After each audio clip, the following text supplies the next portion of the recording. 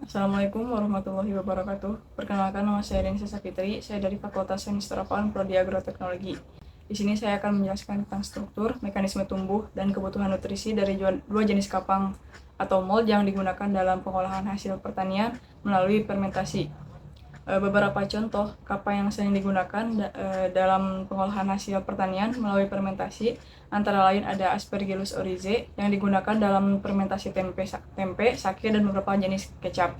Yang kedua ada Rhizopus spp digunakan dalam pembuatan tempe. Aspergillus oryzae adalah sebuah kapang yang umumnya digunakan dalam fermentasi makanan, terutama dalam produksi sake dan tempe. Struktur Aspergillus oryzae memiliki struktur yang mirip dengan jamur lainnya dalam genus Aspergillus. Strukturnya terdiri dari hipa, yaitu benang-benang yang membentuk miselium. Miselium adalah jaringan kapang yang terdiri dari banyak hipa dan merupakan bagian yang bertanggung jawab atas penyebaran kapang dan penyebaran nutrisi. Pada fase reproduksi, Aspergillus oryzae menghasilkan struktur berbentuk bola kecil yang disebut konida di ujung hipa. Mekanisme pertumbuhannya, Aspergillus oryzae mengalami pertumbuhan dengan cara menyebarkan hipa dan miseliumnya ke substrat yang mengandung nutrisi. Kapang ini tumbuh dengan baik pada suhu yang relatif tinggi, sekitar suhu 25-35 derajat Celcius, dan pada lingkungan yang sedikit asam. Selama fermentasi, ini menghasilkan enzim yang membantu dalam pemecahan molekul kompleks menjadi bentuk yang lebih sederhana yang kemudian dapat diserap oleh kapang yang digunakan sebagai nutrisi. Kebutuhan nutrisi pada Aspergillus oryzae membutuhkan sumber karbon dan nitrogen yang cukup untuk tumbuh dan berkembang dengan baik. Karbon biasanya berasal dari sumber pati, gula, atau karbohidrat lainnya yang ada dalam substrat. Sementara nitrogen dapat berasal dari sumber protein, urea, sumber nitrogen organik lainnya. Selain itu, Aspergillus oryzae juga membutuhkan mineral tertentu dan beberapa faktor pertumbuhan mikro yang diperlukan dalam jumlah kecil untuk pertumbuhan optimalnya.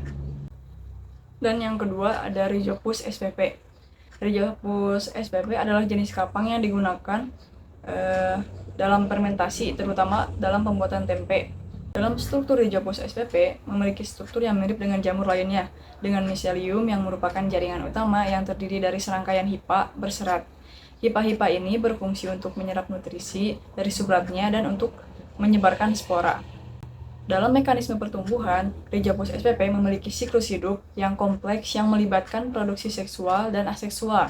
Pada kondisi yang sesuai, Rhizopus spp akan membentuk miselium yang kemudian menghasilkan struktur reproduksi seksual yang disebut dengan zigospora. Zigospora kemudian tumbuh menjadi sporangnia yang berisi banyak spora aseksual yang disebut dengan sporangiospora. Sporangiospora ini kemudian tersebar dalam tumbuh menjadi miselium baru jika menemukan lingkungan yang sesuai. Dalam kebutuhan nutrisi, Rhizopus spp adalah kapang saprofitik, yang berarti mereka memperoleh nutrisi dari bahan organik yang sudah mati. Untuk pertumbuhan optimal, Rhizopus spp membutuhkan substrat yang kaya akan karbohidrat, terutama dalam bentuk karbohidrat yang kompleks seperti amilosa dan amilopektin. Selain itu, mereka juga memerlukan air, kelembaban, oksigen, dan kondisi pH yang tepat untuk pertumbuhan yang optimal.